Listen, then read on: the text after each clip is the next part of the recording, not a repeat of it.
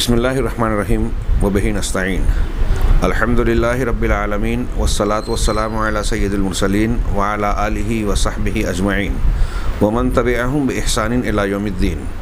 اعوذ باللہ من الشیطان الرجیم. بسم اللہ الرحمن الرحیم. اللہ لا الہ الا هو الحی القیوم لا تأخذہ سنۃ ولا نوم لہ ما فی السماوات وما فی الارض من ذا الذی یشفع عنده الا بإذنه یعلم ما بین ایدیہم وما خلفہم ولا یحیطون بشیء من علمہ الا بما شاء وسع کرسیہ السماوات والارض ولا یؤودہ حفظہما وهو العلی العظیم. سامعین کرام، میں نے حمد و صلات کے بعد پوری آیت الکرسی تلاوت کی. اگرچہ ہم اس کے معنی اور مفہوم پر گفتگو جب کریں گے تو ایک ایک ٹکڑے پر قدر تفصیل سے اور طویل گفتگو ہوگی، اور آیت الکرسی آئندہ کئی دروس میں تکمیل کو پہنچے گی. ہو سکتا ہے سامعین میں سے کوئی یہ سوچے کہ تفسیر جب ایک ٹکڑے کی کرنی ہے تو پوری آیت الکرسی کی تلاوت کیوں کی گئی. تو جیسا کہ کل کے یا اس سے پہلے کے درس میں ہم نے سنا کہ اس آیت کو بار بار پڑھنا چاہیے، اسے پڑھنے میں بڑی برکات ہیں، فضائل ہیں، اجر و ثواب ہیں، اور اس کی بڑی عظمت ہے. چنانچہ تبرکاً اللہ کے کلام ہونے کی بنیاد پر ہم ہر بار کوشش کریں گے کہ چاہے جس حصے پر گفتگو کریں آیت الکرسی کی پوری تلاوت کی جائے اور آپ حضرات اسے بغور سماعت فرمائیں. اس آیت کا جو قرآن کی سب سے عظمت والی، سب سے زیادہ قدر و منزلت کی حامل آیت ہے، آغاز اللہ تبارک و تعالیٰ کے اسم الجلالہ سے ہوا، اور پہلا فقرہ یا جملہ علی الاطلاق اس جملے سے ہوا ہے جو کائنات میں سب سے زیادہ مبارک اور زندہ و جاوید جملہ ہے، جو دنیا کی سب سے بڑے انصاف پر مبنی کائنات کی سب سے بڑی سچائی کے معنی اور مفہوم پر مشتمل ہے، یعنی کلمہ توحید اور کلمہ شہادت لا الہ الا اللہ پر. اللہ تبارک و تعالیٰ نے ارشاد فرمایا، اللہ لا الہ الا ہو، اللہ اس کے سوا کوئی بھی معبود برحق نہیں ہے. اللہ تبارک و تعالیٰ کا اسم الجلالہ یا اسم ذات اللہ ہے، یہ سورہ فاتحہ کے ضمن میں گزر چکا، اور یہ اللہ کا اسم خاص ہے جو کسی اور کے لیے استعمال نہیں ہو سکتا. اسی لیے بعض اہل علم کہتے ہیں کہ یہ اسم اعظم ہے، یہ کسی اور کے لیے استعمال نہیں ہو سکتا. سارے اللہ کے دوسرے ناموں کو اس کی طرف پھیرا جاتا ہے، اسے دوسرے ناموں کی طرف پھیرا نہیں جاتا. اس کے بعد اللہ نے فرمایا کہ یہ اللہ جو الہ سے بنا ہے، راجح قول کے مطابق اس کے سوا کوئی معبود برحق عبادت کے لائق نہیں ہے. جیسا کہ میں نے کہا کہ یہ علی الاطلاق سب سے عظیم کلمہ ہے، لا الہ الا اللہ، اور اس آیت مبارکہ کا آغاز اسی زندہ و جاوید کلمہ توحید سے کیا گیا، یعنی اللہ لا الہ الا ہو. اور یہ وہ عظیم کلمہ ہے کہ جتنے بھی کلمات ہیں اس میں اللہ کے نبی صلی اللہ علیہ وسلم کے ارشاد کے مطابق یہ افضل الذکر ہے. اللہ کے نبی صلی اللہ علیہ وسلم کی ترمذی ابن ماجہ کی حسن درجے کی روایت علامہ البانی کے مطابق اس سے پہلے ذکر ہو چکا کہ افضل الذکر لا الہ الا اللہ، کہ ذکر میں سب سے زیادہ فضیلت والا ذکر کتنے اذکار ہیں؟ سبحان اللہ، الحمدللہ، لا حول ولا قوت الا باللہ، سبحان اللہ و بحمدہ. ان کلمات کی عظیم الشان فضیلتیں آپ نے سنی ہیں، ان پر احادیث وارد ہیں. ان کلمات کے مقابلے میں جناب محمد رسول اللہ صلی اللہ علیہ وسلم ارشاد فرما رہے ہیں کہ سب سے زیادہ عظمت والا ذکر، سب سے زیادہ فضیلت والا ذکر لا الہ الا اللہ ہے. اور کیوں نہ ہو، اس کا جو مقام اور مقصد ہے، معنویت ہے، وہ تمام کلمات کے مقابلے میں سب سے زیادہ باعظمت اور بامقصد اور اللہ تبارک و تعالیٰ کو مطلوب ہے. اس سے پہلے وہ روایت میں نے تذکرہ کی جو امام ابن حبان نے اپنی صحیح میں اور امام حاکم نے اپنی صحیح میں کہا اور اسے صحیح کہا، ہاں، وہ یہ کہ حضرت موسیٰ علیہ السلام نے اللہ تبارک و تعالیٰ سے مطالبہ کیا کہ اللہ مجھے کچھ ایسا کلمہ اور دعا سکھا دے جس سے میں تجھے پکاروں، تجھے یاد کروں۔ اللہ نے کہا لا الہ الا اللہ کہا کرو، تو حضرت موسیٰ علیہ السلام نے کہا کل عباد یقول ادا او کما قال، کہ تیرے سارے بندے یہ ذکر کرتے ہیں، یہ کلمہ کہتے ہیں۔ گویا اس سے یہ بھی پتہ چلتا ہے، شیخ محمد بن عبد الوہاب رحمہ اللہ نے اس حدیث سے مستنبط مسائل میں یہ بھی ذکر کیا کہ بعض اوقات انبیاء کرام کو بھی اس بات کی ضرورت پڑی کہ لا الہ الا اللہ کی عظمت و فضیلت کو بتایا جائے۔ چنانچہ حضرت موسیٰ علیہ السلام نے جب اللہ سے کہا کہ لا الہ الا اللہ تو تیرے سارے بندے کہتے ہیں، مجھے کوئی اور ذکر سکھا۔ گویا حضرت موسیٰ علیہ السلام ایک انسان کی جو نفسیات بھی ہوتی ہے کہ کچھ ایسی چیز چاہتے تھے جو ہٹ کر ہو، لوگوں سے الگ ہو، جدا ہو اور اسپیشل ہو ہماری زبان میں۔ تو اللہ تبارک و تعالیٰ نے اس کلمے کی اہمیت و افادیت، اس کی عظمت کو بتاتے ہوئے حضرت موسیٰ علیہ السلام سے کہا، یہ جناب محمد رسول اللہ صلی اللہ علیہ وسلم بیان فرما رہے ہیں۔ اللہ نے کہا کہ موسیٰ تم اس کلمے کو کیا سمجھتے ہو؟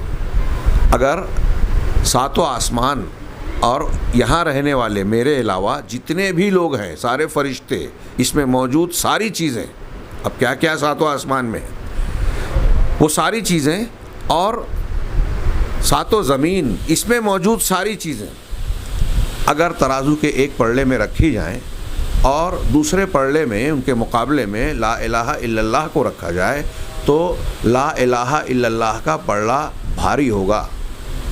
اس کلمے کے وزن کا اندازہ لگائیں، کتنی زبردست عظمت والا کلمہ ہے، کیسا معنوی وزن رکھتا ہے۔ اسی طریقے سے وہ حدیث بطاقہ جسے عام طور سے صحیح کہا گیا، اور میں نے اس سے پہلے بھی اس کا ذکر کیا کہ وہ بندہ جسے سارے خلائق کے سامنے بلایا جائے گا، سوال کیا جائے گا، 99 رجسٹر، جس میں سے ہر رجسٹر، ہر اس کا مثل جس کو کہتے ہیں، ہاں، دفتر ہوگا، دیوان ہوگا اس کے اعمال کا، جس میں برائیاں ہی برائیاں ہوں گی، 99 مثل اور 99 دفتر ہوں گے۔ آج کل کی زبان میں اسے رجسٹر بولنے تو زیادہ سمجھ میں آتا ہے دفتر کے بجائے، تو 99 اور اس سے اتنا طویل دفتر یہ ہوگا کہ اللہ کے رسول نے فرمایا کلو سجل مد البصر، ہر دفتر، ہر رجسٹر حد نظر تک ہوگا، اتنا طویل ہوگا، اتنا بڑا ہوگا، اس میں گناہ ہی گناہ ہوں گے۔ اللہ تعالیٰ کی جانب سے پوچھا جائے گا، اس میں سے کسی کا انکار ہے، میرے فرشتوں نے ظلم کیا، وہ انکار کرے گا۔ وہ پوچھے گا کوئی نیکی ہے، وہ کہے گا نہیں کوئی نیکی نہیں ہے۔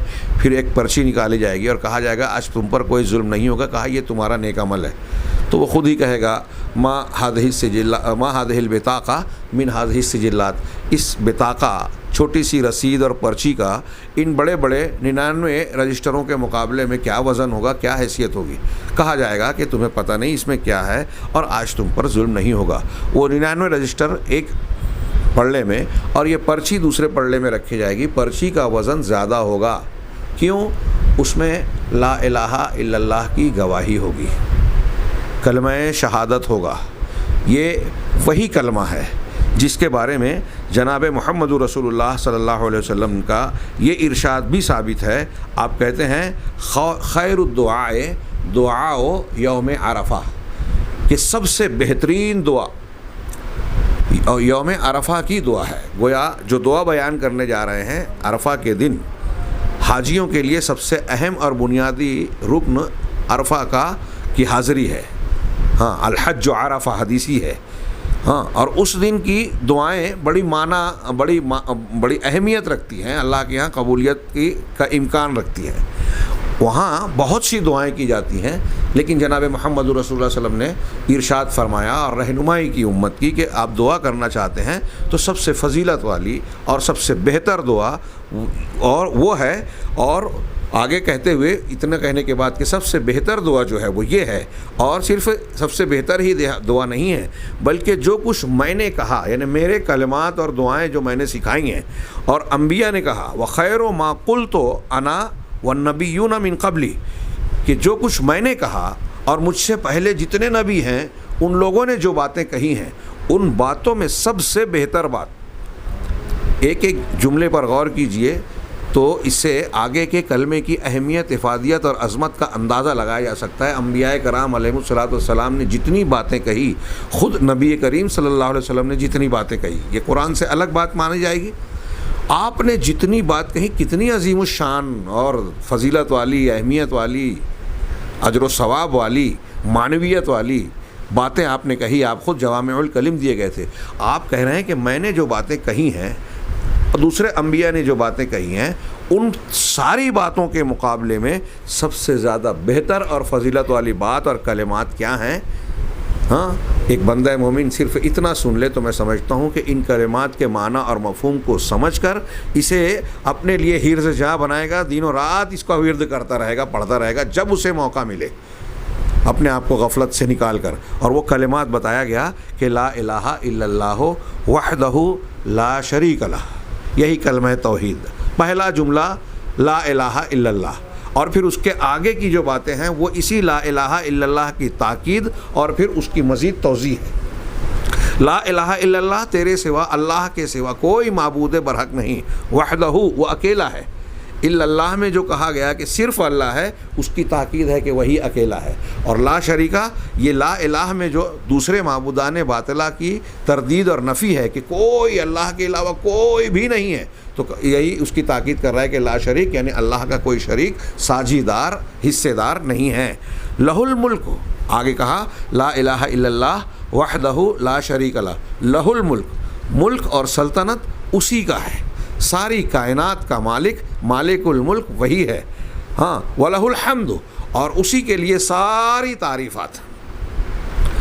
الحمدللہ کی تفسیر میں ہم نے پڑھا ساری تعریف اور ستائش اسی کے لیے ہے۔ جب یہ کلمہ ہم نے کہا تو اس کا مطلب ساری خوبیاں، سارے کمالات، اللہ کے تمام اسماء حسنہ اور صفات علیہ کا اس میں اس بات آ گیا کہ ساری خوبیاں اسی کے لیے ہیں۔ وَهُوَ عَلَىٰ كُلِّ شَيْءٍ قَدِيرٌ، اور وہ ہر چیز پر قدرت رکھنے والا ہے۔ جناب محمد رسول اللہ صلی اللہ علیہ وسلم نے فرمایا کہ یہ عرفہ کی سب سے بہترین دعا ہے ایک، اور میری اور انبیاء کی کہی ہوئی باتوں میں سب سے زیادہ بہتر بات ہے، سب سے سچا، سب سے بہترین کلمہ۔ ان کلمات کی جو یہاں جس کا آغاز لا الہ الا اللہ سے ہو رہا ہے، اور آگے کے بھی جملے دراصل اسی کی توثیق اور اسی کی توضیح ہے، اسی کی تفسیر کے حصے ہیں جو لا الہ الا اللہ کے معنی میں سمٹے ہوئے تھے۔ حقیقت میں اللہ کے نبی صلی اللہ علیہ وسلم نے یہاں جو اس کی عظمت بتائی، ہاں، اسی کی بنیاد پر آپ ایک بات پر غور کریں۔ میں نے کل کے اس سے پہلے کے درس میں اور کئی بار یہ بات بیان کی کہ جن آیات الہی میں اللہ تبارک و تعالیٰ کی ذات، صفات، عظمت اور جلال بیان کیا گیا ہے وہ اعظم الآیات کہلاتی ہیں، دوسری آیتوں کے مقابلے میں زیادہ عظمت والی، اس لیے کہ اس کا مضمون کائنات کے خالق و مالک اور سب سے زیادہ اشرف، سب سے زیادہ عرفہ، سب سے زیادہ اعلیٰ ذات کے متعلق بیان کر رہا ہے، بیان پر مشتمل ہے۔ یہی وجہ ہے۔ ایک دوسرا پہلو میں آپ کی توجہ دلانا چاہتا ہوں کہ جیسے یہاں ابھی ایک حدیث ہم نے سنی، پڑھی، جسے مسند احمد اور امام ترمذی وغیرہ نے روایت کیا ہے اور علامہ البانی نے اسے حسن کہا ہے، ایسے آپ صبح اور شام کے اذکار میں، مخصوص اوقات کی دعاؤں اور اذکار میں، عبادات میں آپ مختلف دعاؤں کا سرسری جائزہ لیجئے کہ صبح اور شام جو اللہ کے نبی صلی اللہ علیہ وسلم نے، قرآن نے ہمیں جو اذکار سکھائے ہیں، دعائیں سکھائی ہیں، آپ اس میں عام طور سے یہ پائیں گے کہ اللہ تبارک و تعالیٰ کی توحید کا اور کلمہ لا الہ الا اللہ کا ضرور ذکر اور وجود پائیں گے۔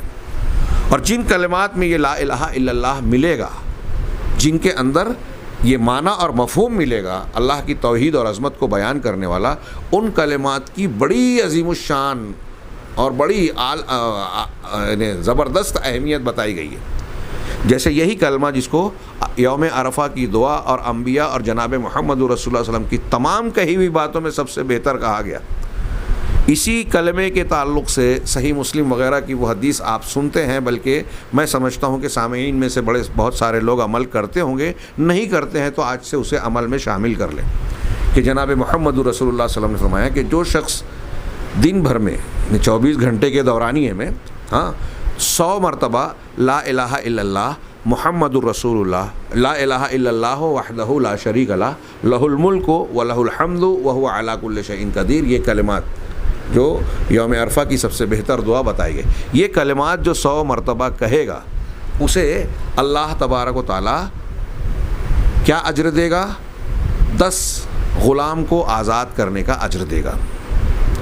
بعض روایتوں میں بنو اسماعیل کے 4 غلام کا تذکرہ ہے۔ 10 غلاموں کو آزاد کرنے کا، نمبر 1 100 نیکیاں، 100 گناہوں کی معافی، یہ تیسری چیز۔ چوتھی چیز یہ کہ شیطان اس دن، جس دن اس نے یہ بات کہی ہے، اس دن شیطان اس کے جسم کے اندر داخل نہیں ہو سکتا۔ ہاں، اگر آپ کے گھر میں کوئی ایسا شخص ہے جس کے بارے میں یہ کہا جاتا ہے، یہ شک شبہ ہے یا آپ کو یقین ہے کہ اسے شیطانی اثرات کا یہ شکار ہے، آسیب کا اثر ہے، جادو ٹونا ہے، تو آپ اس سے 100 مرتبہ روزانہ یہ کلمات کہلوائیے معنی اور مفہوم بتا کر۔ انشاءاللہ شیطان اسے نقصان نہیں پہنچا سکے گا، کیونکہ نبی کریم صلی اللہ علیہ وسلم نے فرمایا کہ جو یہ کلمہ دن میں 100 مرتبہ پڑھ لے گا، شیطان اس دن اس کے جسم کے اندر داخل نہیں ہو سکتا۔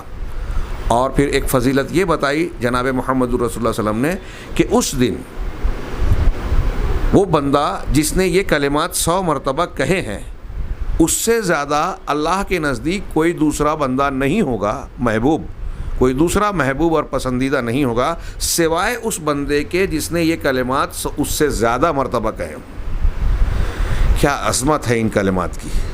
ہاں، افضل الذکر لا الہ الا اللہ اس میں شامل ہے اور اسی کی فضیلت بیان کی جا رہی ہے۔ اس کے علاوہ بھی صبح اور شام کے جو اذکار، دعائیں، نمازوں کے بعد کی جو دعائیں اور اذکار بیان کیے گئے ہیں، سونے کے وقت کی جو دعائیں، اذکار بیان کیے گئے ہیں، آپ ان کا جائزہ لیں گے، مختلف دعاؤں، مختلف موقعوں کے لیے جو دعائیں کرب بتائی گئی۔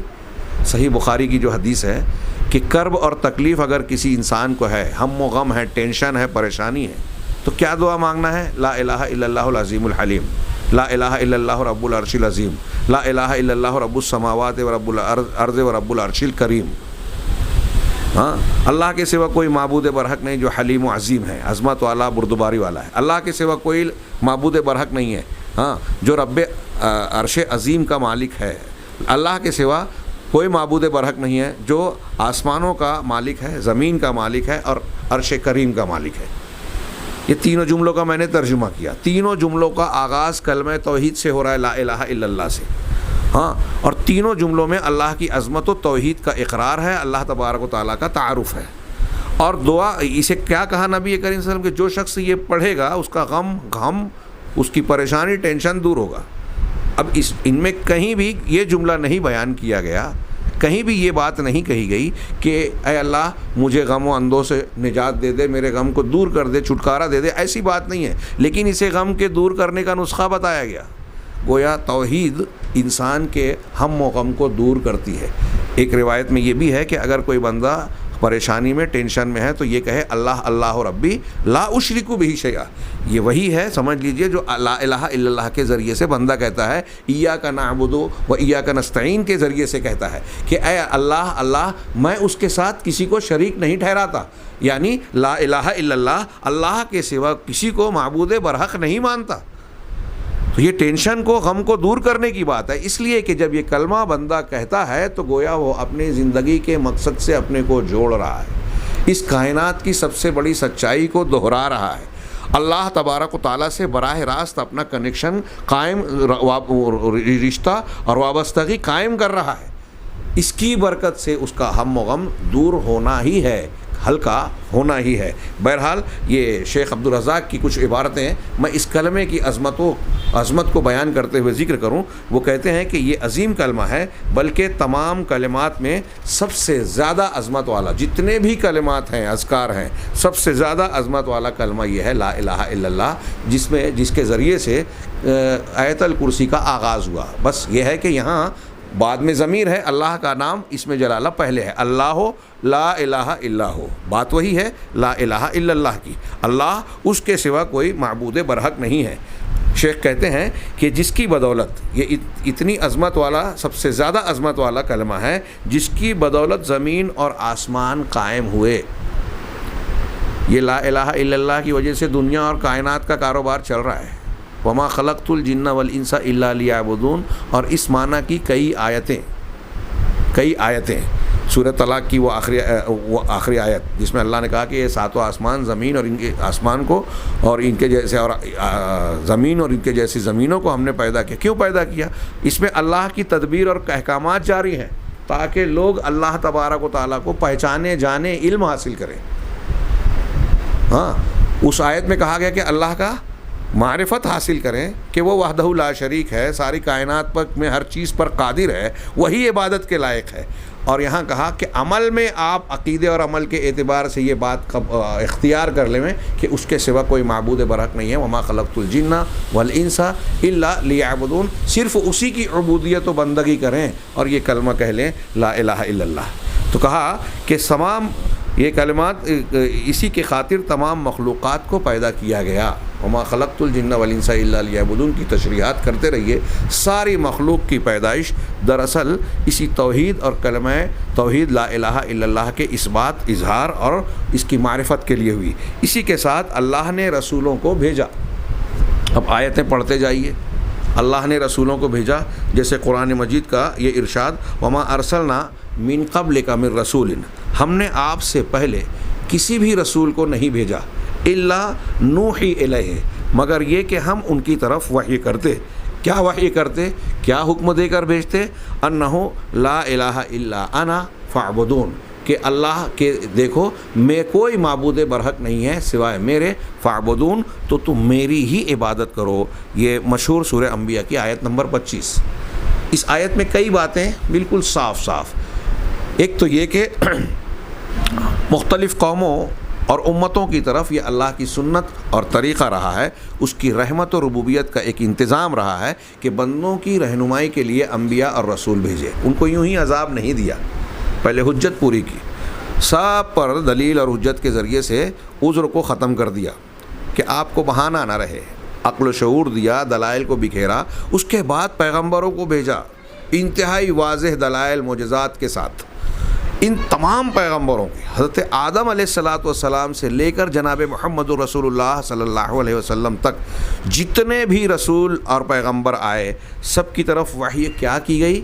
لا الہ الا انا فاعبدون. کیا کہ کوئی بھی اللہ کے سوا, یہاں انا اللہ کا کلام ہے, میرے سوا کوئی بھی عبادت کے لائق ہے ہی نہیں, لہذا صرف میری عبادت کرو, کسی اور کی نہیں.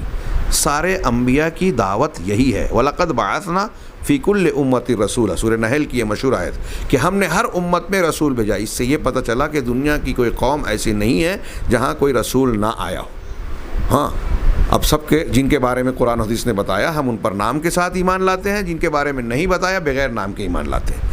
جن کے بارے میں قرآن و حدیث نہیں ہے ہم اپنے دماغ سے یا بلا فلاں اور فلاں کی تحقیق سے یہ نہیں کہتے کہ وہ بھی نبی تھے, زرتشت بھی نبی تھے, رام بھی, اور یہ بھی, اور فلاں بھی, اور فلاں بھی. جن کے بارے میں قرآن و حدیث میں نہیں ہے ہم نہیں مانتے.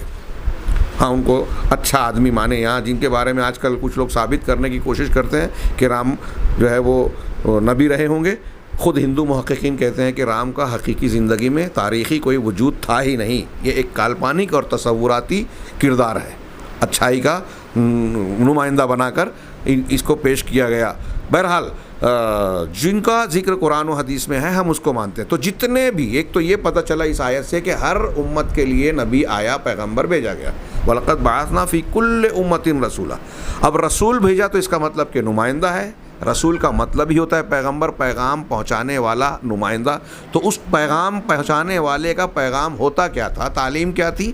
تو اس کی تعلیم کی بنیاد, نچوڑ, عنوان, خصوصیت کیا بتائی اللہ تبارک و تعالیٰ نے؟ ان اعبدوا اللہ واجتنبوا الطاغوت, کہ تم اللہ کی عبادت کرو اور طاغوت کی عبادت سے بچو. وہی لا الہ الا اللہ. دو باتیں کہی کہ صرف اللہ کی عبادت کرو, لیکن اتنی بات کافی نہیں ہے. اگر ایک آدمی اللہ کی عبادت کر رہا ہے اور اللہ کی عبادت کرتے کرتے کسی دوسرے کی عبادت بھی کر رہا ہے تو وہ اللہ کی عبادت کرنے والا نہیں ہے.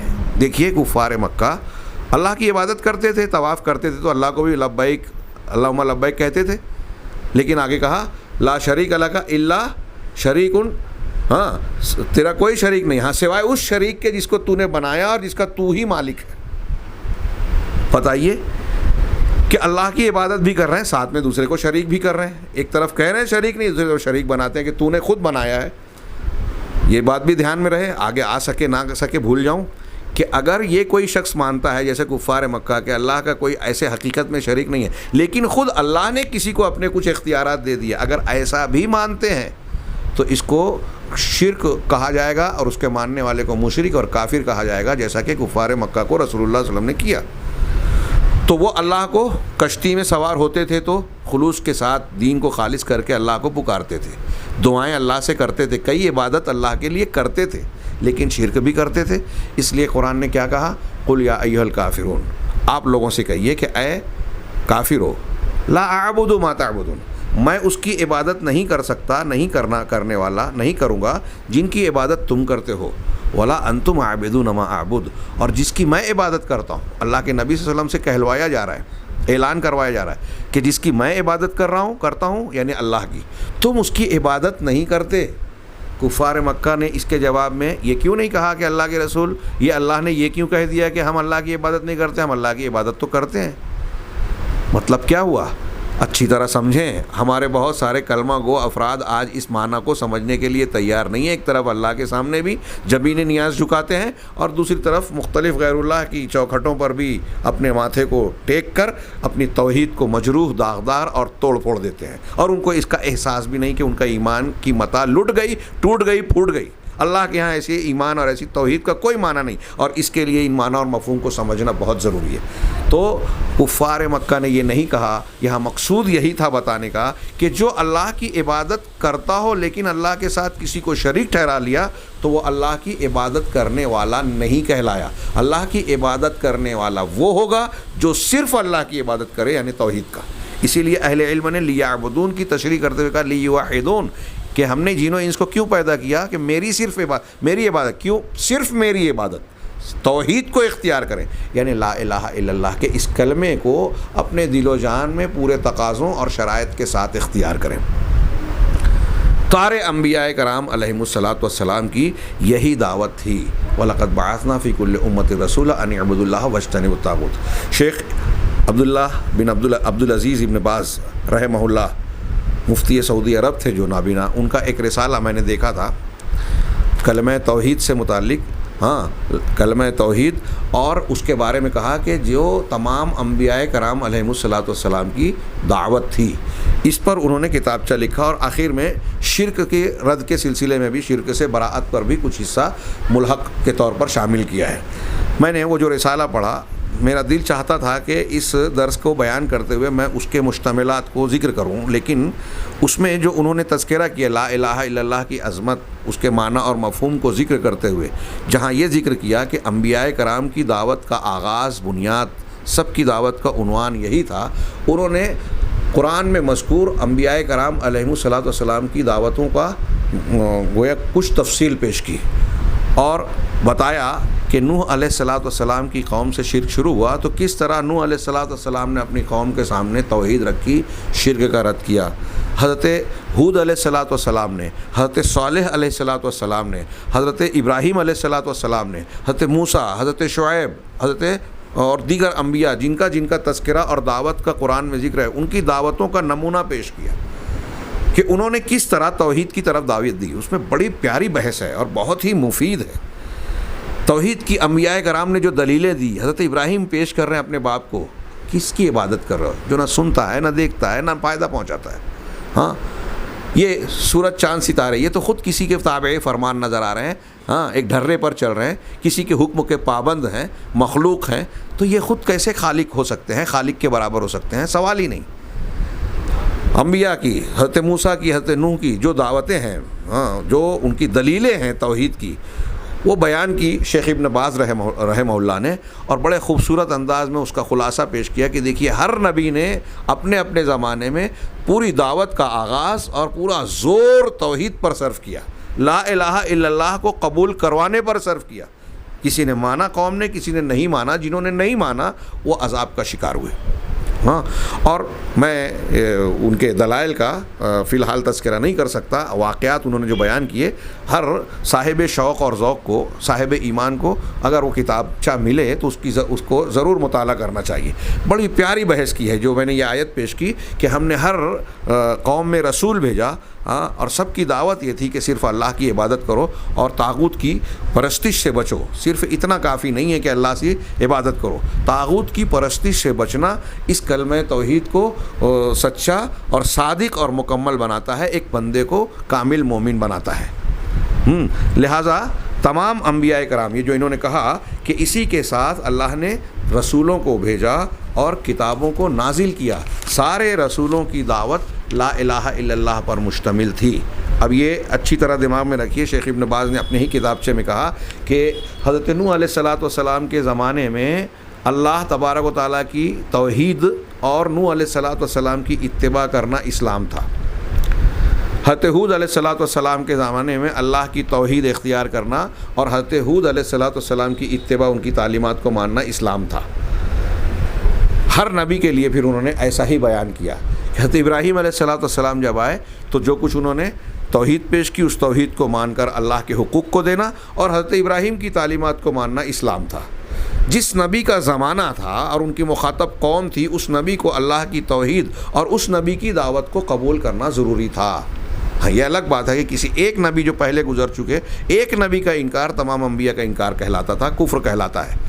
ہاں، تو اب جناب محمد رسول اللہ صلی اللہ علیہ وسلم کی بعثت کے بعد سے قیامت تک یہ معاملہ ہے کہ آپ کے تو اللہ کی توحید کے ساتھ ساتھ محمد رسول اللہ صلی اللہ علیہ وسلم کی رسالت کو ماننا اسلام ہے.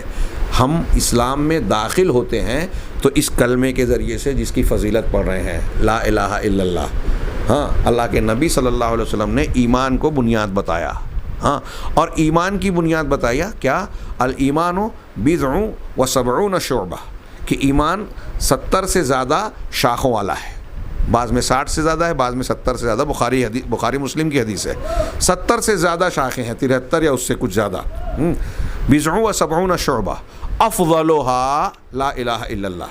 ایمان کی سب سے زیادہ فضیلت والی شاخ کیا ہے؟ لا الہ الا اللہ. وادناها اماطۃ الاذى عن الطریق. اور سب سے کمتر درجے کی جو شاخ ہے وہ راستے سے تکلیف دہ چیز کو ہٹا دینا، پتھر ہے، کانٹا ہے، گندگی کی چیز ہے، ہٹا دینا. یہ اس عمل کو دیکھیے، عمل ہے، اس کو ایمان کہا. والحیاء من الایمان وشعبۃ من الایمان. حیا اور شرم بھی ایمان کا ایک حصہ ہے. تو یہاں دیکھیے، ایمان کی دنیا میں ہمارے دین کے جتنے بھی احکامات ہیں سب ایمان کی شاخیں ہیں. ان تمام شاخوں میں سب سے افضل شاخ لا الہ الا اللہ ہے. تو نبی کریم صلی اللہ علیہ وسلم نے فرمایا کہ ایمان کی سب سے بڑی بنیاد یہی ہے، اور سارے رسولوں کی دعوت کا آغاز لا الہ الا اللہ سے ہوتا ہے. اس کا نچوڑ لا الہ الا اللہ ہے. اگر اللہ کے رسول نے تعلیم دی کہ اپنے بچے کو جب سکھانا شروع کرو تو سب سے پہلے جس چیز کی تعلیم دی جائے وہ لا الہ الا اللہ ہے. اہل علم کا اس میں اختلاف ہے کہ سب سے پہلی چیز فرض ہوتی ہے وہ شہادتین ہے. شہادتین کب فرض ہوتی ہے؟ جیسے ہی شعور آ جائے یا آدمی بچہ بولنے لگے، اس کو ہم وہ پڑھانے لگیں. سن تمیز آ جائے، بلوغت سے پہلے جب تمیز آ جائے تو لا الہ الا اللہ محمد رسول اللہ سکھا دینا چاہیے. ہاں، اس کے بعد جب بالغ ہوگا تو پھر سے کلمہ پڑھا کر اسلام میں داخل نہیں کیا جائے گا، جیسا کہ آج کچھ لوگ کرتے ہیں. پہلے کا جو کلمہ ہے اسی کا اعتبار کیا جائے گا. تو پہلا فریضہ جو بندے پر سب سے بنیادی فریضہ ہے وہ شہادتین کا اثبات ہے. اسی کے ذریعے سے اشہد ان لا الہ الا اللہ و اشہد ان محمد رسول اللہ یا محمدن عبدہ و رسولہ، اس کا اعتراف اقرار کرتے ہوئے، اس کی شہادت دیتے ہوئے بندہ اسلام میں داخل ہوتا ہے. اس کے بغیر کوئی آدمی مسلمان ہو ہی نہیں سکتا. اور جس رسول کے دور میں ہے اس رسول کے دور میں اشہد ان لا الہ الا اللہ کے بعد اس رسول کی رسالت اور عبدیت کا اعتراف کرنا ہوگا، تبھی آدمی مسلمان ہوگا. تو اللہ تبارک و تعالیٰ آگے کہہ رہے ہیں کہ سارے رسولوں کی دعوت یہی تھی ابتدا. اگر کسی رسول کی امت نے لا الہ الا اللہ کے سبق کو نہیں مانا، قبول نہیں کیا، تو رسول کی دعوت آگے نہیں بڑھی، سبق آگے نہیں بڑھا.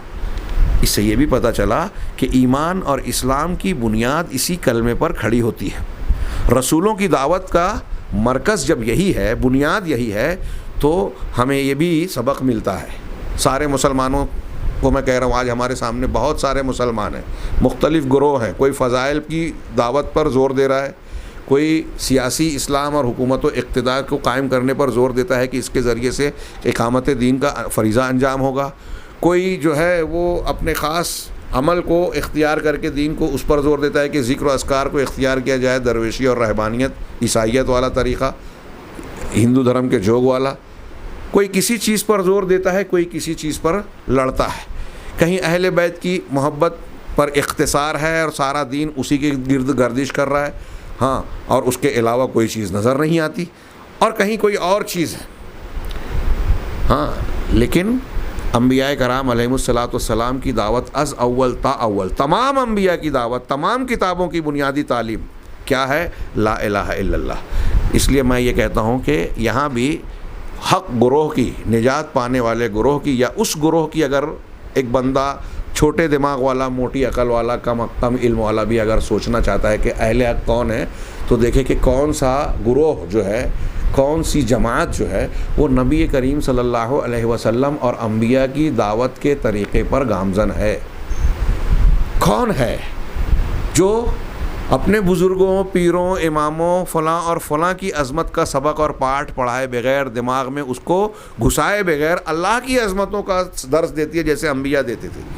ہم اہل تصوف کے ہاں جائے، صوفیاں کے ہاں، تو فلاں بزرگ ایسے، ہمارے فلاں سلسلے کے لوگ یہ ہیں، ہاں، تقلیدی گروہ میں جائیں تو وہ اپنے ائمہ اور مشائخ اور اکابرین کے گن گاتے، صبح و شام ان کے قصیدے پڑھتے، ذہن و دماغ میں ان کی عظمت کا سکہ بٹھاتے ہوئے نظر آئیں گے۔ عام آدمی اللہ سے زیادہ اپنے بزرگوں کے بارے میں جانتا ہے کہ ارے وہ فلاں ایسے ہیں، ان کی یہ عظمت ہے، وہ ایسے علم والے ہیں، ان کی یہ کرامت ہے، انہوں نے دعا کی تو فلاں چیز کا نتیجہ برآمد ہو گیا، وہ ہوا میں اڑنے لگے، وہ فلاں وضو سے فلاں نماز پڑھتے تھے، ان کی یہ حیثیت، ان کی وہ حیثیت۔ یہاں ایسا ہے کہ نبی کریم صلی اللہ علیہ وسلم کے سامنے جب کوئی کہتا تو آپ کہتے تھے کہ مجھے میرے مقام سے آگے نہ بڑھاؤ، سید اللہ ہے، مجھے سید مت کہو، حالانکہ آپ کو سید کہا جائے تو معنی الگ ہو سکتا تھا، یہ دوسری حدیثوں میں ثابت ہے۔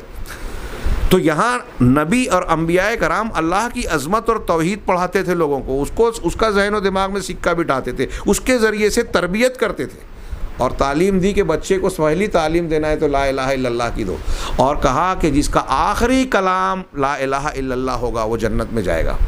یعنی ہمارے آغاز بھی لا الہ الا اللہ سے ہو اور انجام بھی لا الہ الا اللہ سے ہو۔ نبیوں کی دعوت شروع بھی لا الہ الا اللہ سے ہوتی تھی، آخر بھی لا الہ الا اللہ پر ہوتی تھی۔ کبھی کسی نبی نے توحید کی مخالفت برداشت نہیں کی، کبھی کسی نبی نے شرک اصغر تو چھوڑیے جو توحید کی ضد ہے، شرک اکبر، شرک اصغر کو بھی کبھی برداشت نہیں کیا۔ ہمارے یہاں سب چیز چل رہی ہے اور آپ کہتے ہیں فضیلت بتاؤ، آپ کہتے ہیں اختلاف میں نہ پڑھو۔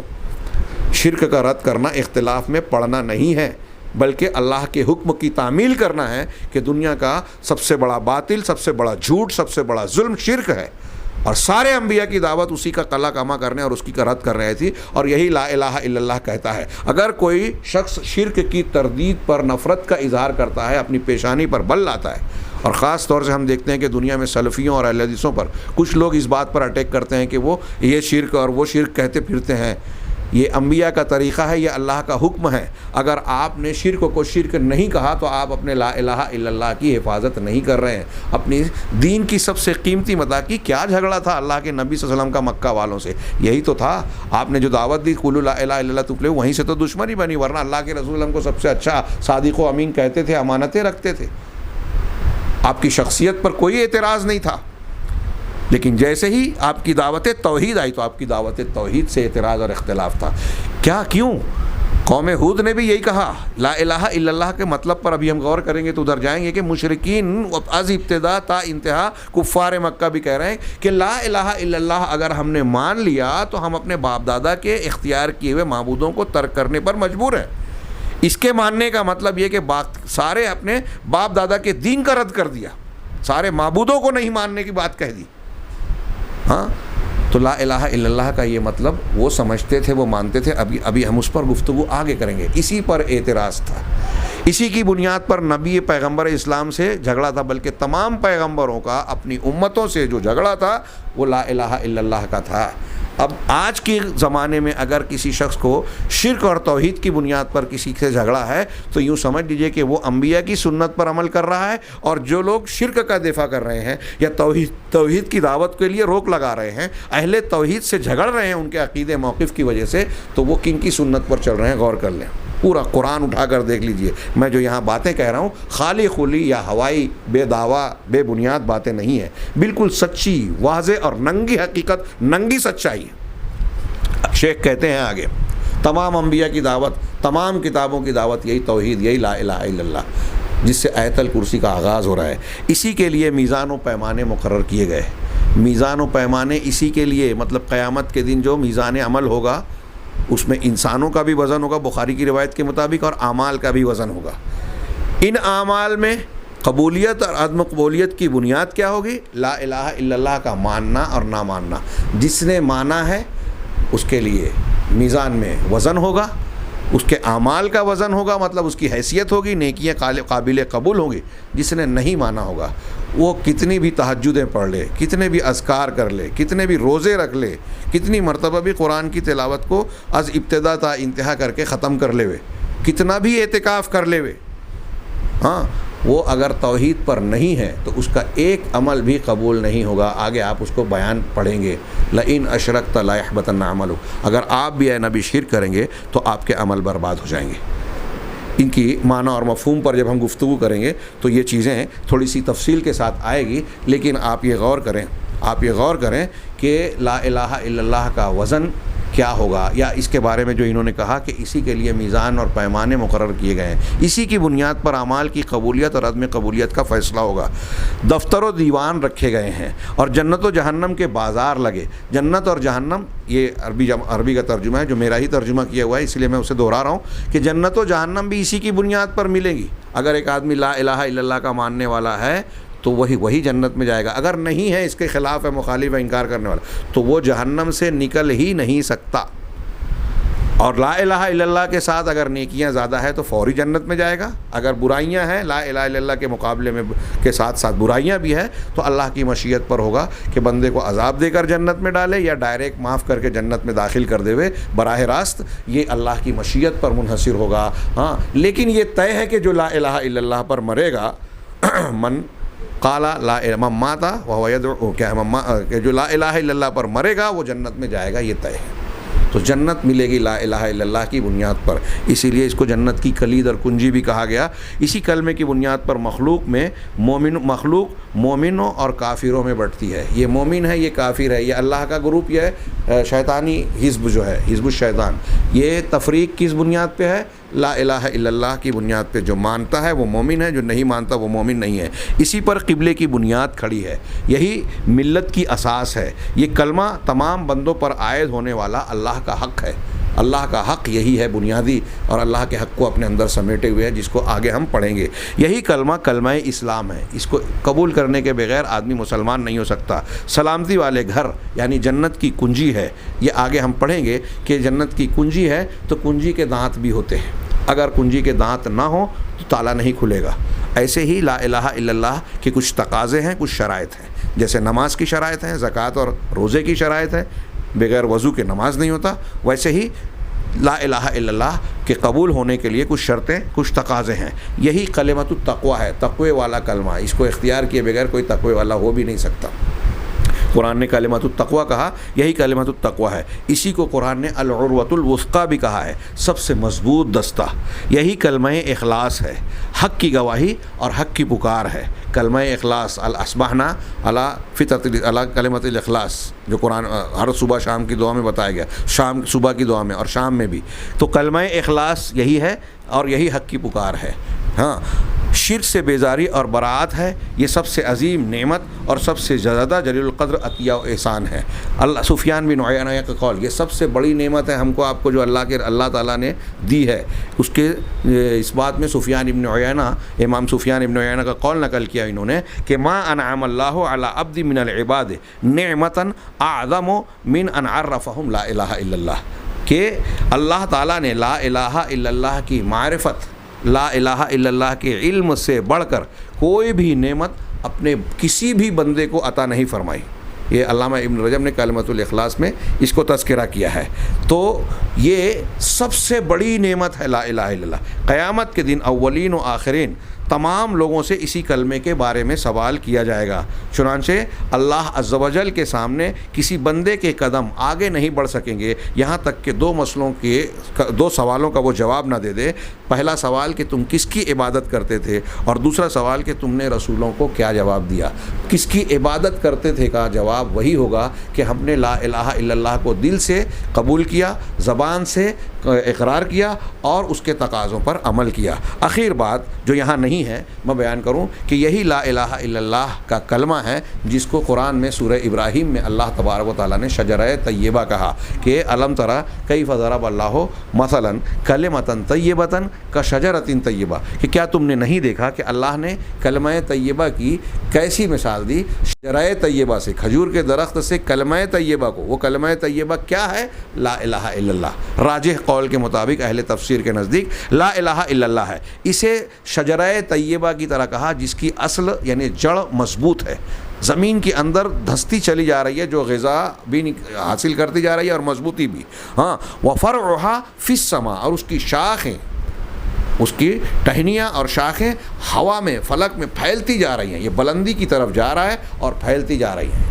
اس کا ایک معنی تو قاضی سلیمان صاحب وغیرہ کا کہ اسلام کی جڑ مکہ میں ہے، مدینہ میں ہے، وہاں سے مضبوط ہوتا جا رہا ہے، وہاں قائم ہے ہی، اور ساتھ ہی ساتھ پوری دنیا میں پھیلتا جا رہا ہے اور ہر جگہ اپنا پھل دے رہا ہے۔ دوسرا معنی یہ کہ یہ ایمان کی مثال ہے کہ دل میں اس کی جڑیں جتنی زیادہ مضبوط ہوگی، بندہ مومن کے لیے اتنا زیادہ خیر کے طور پر یہ بڑھتا جائے گا، اور اس کے لیے مختلف شاخوں کی شکل میں مختلف نیکیاں اور اچھائیاں جنم لیتی جائیں گی۔ اور کہنا توتی اکلھا کل حین باذن ربھا، یہ اپنے پروردگار کے اذن اور حکم سے ہر وقت اپنا، ہر زمانے میں، ہر وقت میں اپنا پھل دیتی جاتی ہے۔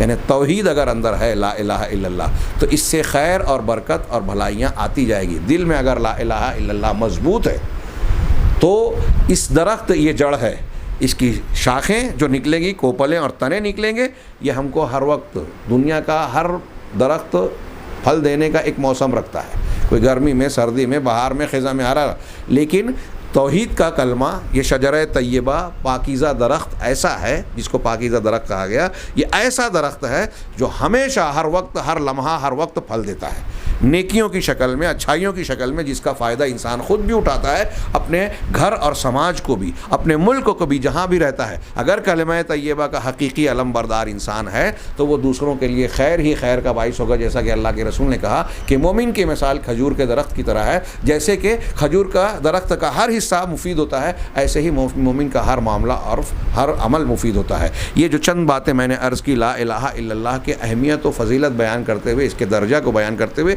ضمناً اس کی کچھ اور اس کے اشارات آئے کچھ اس کے مسائل کی طرف۔ تو یہ کیوں ہے، یہ اہمیت کیوں ہے، یہ کیوں سب سے زیادہ افضل ذکر ہے، کیوں نبیوں کی کہی ہوئی باتوں میں سب سے بہترین بات ہے، کیوں اللہ تبارک و تعالیٰ کے نزدیک سب سے زیادہ پسندیدہ ہے، میزان عمل میں سب سے زیادہ اس کا وزن ہوگا، کیوں یہ اللہ تبارک و تعالیٰ کے نزدیک، یہ سب چیزیں، کچھ چیزیں تو گزری کہ اسی کے لیے اللہ نے پیدا کیا انسانوں کو، یہ مقصد حیات ہے، مقصد تخلیق ہے، انبیاء کی دعوت کی بنیاد ہے، خلاصہ ہے، نچوڑ ہے، سب کچھ۔ یہ اپنے اندر جو معنی اور مفہوم سمیٹے ہوئے ہے، دراصل وہ اس کا مغز ہے۔ اور یہ بڑے افسوس کے ساتھ کہنا پڑتا ہے ہمیں کہ آج مسلمان جو کلمہ گو ہیں، ان کا ایک بہت بڑا طبقہ، میں عوام کی بات نہیں کر رہا ہوں، عوام تو عوام، جاہل تو جاہل ہے، بہت سارے مدعیان علم و دانش، بڑی بڑی کتابیں لکھنے والے، میں ایسا سمجھتا ہوں کہ لا الہ الا اللہ کے تقاضوں، شرائط اور معنی و مفہوم سے پوری طرح سے آشنا نہیں ہے۔ یہی وجہ ہے کہ وہ ایک طرف کلمہ بھی پڑھتے ہیں، دوسری طرف کلمے کے تقاضوں اور شرائط کی مخالفت بھی کرتے ہیں۔ اس سے آپ اندازہ لگا سکتے ہیں کہ اس کی اتنی اہمیت، فضیلت، اللہ تبارک و تعالیٰ کے یہاں اتنا زبردست مطلوب ہونے کے بعد اگر ہم نے اس کے معنی اور مفہوم کو نہیں سمجھا تو یہ کوئی فائدہ مند ہمارے لیے نہیں ہوگا۔ اور جیسا کہ میں نے بتایا کہ اس چابی کی کچھ دندانے ہوتے ہیں، اس کے شرائط ہوتے ہیں، لہٰذا آئندہ دروس میں ہم اس کے معنی اور مفہوم پر، اس کی اہمیت و افادیت کے ساتھ ساتھ اس کی معنویت پر، اس کے تقاضوں پر بھی گفتگو کریں گے، اور میں اس کے لا الہ الا اللہ کی شرائط کو بھی خصوصی طور سے ذکر کرنا چاہوں گا، جس کے بارے میں میری اپنی معلومات ایسی ہے کہ بہت سارے مسلمان لا الہ الا اللہ سمجھتے ہیں کہ ہم نے زبان سے بول دیا کافی ہے، نطق کافی ہے، یا زیادہ سے زیادہ وہ اپنے طور سے کہتے ہیں کہ ہم نے دل سے بھی مان لیا، لیکن معنی و مفہوم کیا ہے، اس کی دوسری شرائط کیا ہیں، اس سے بہت سارے مسلمان ناواقف ہیں. ہمیں اور آپ کو یہ یاد کرنا ہے، کیونکہ لا الہ الا اللہ کے معنی بغیر جب بیڑا پار ہی نہیں ہو سکتا، آپ جنت میں آپ اور ہم داخل ہی نہیں ہو سکتے، جہنم سے بچ ہی نہیں سکتے، مسلمان ہی نہیں ہو سکتے، تو پھر ظاہر سی بات ہے کہ اس کا سیکھنا ہر مسلمان مرد عورت چھوٹے بڑے پر جو شعور رکھتا ہے اس کے لیے لازم ہے، ضروری ہے، فرض ہے. ہم یہ عذر نہیں کر سکتے کہ ہمیں نہیں معلوم. میں نے اس سے پہلے ذکر کیا، یہ عقیدے کی بات ہے اور کلمے کی بات ہے. اس میں اہل تقلید کے یہاں بھی یہ بات مانی اور قبول کی جاتی ہے کہ اس معاملے میں تقلید نہیں چلے گی، جہالت کا عذر نہیں چلے گا. لہٰذا مقلدین کے یہاں بھی یہ تسلیم ہے کہ انسان کو عقیدے کی بات قرآن حدیث کی دلیلوں سے سمجھنا ضروری ہے. لہٰذا آئندہ دروس میں ہم اسے شرائط کے ساتھ سمجھنے کی کوشش کریں گے. اللہ تبارک و تعالی ہمیں اس کی توفیق عطا فرمائے اور قبول فرمائے. وآخر دعوانا ان الحمد للہ رب العالمین.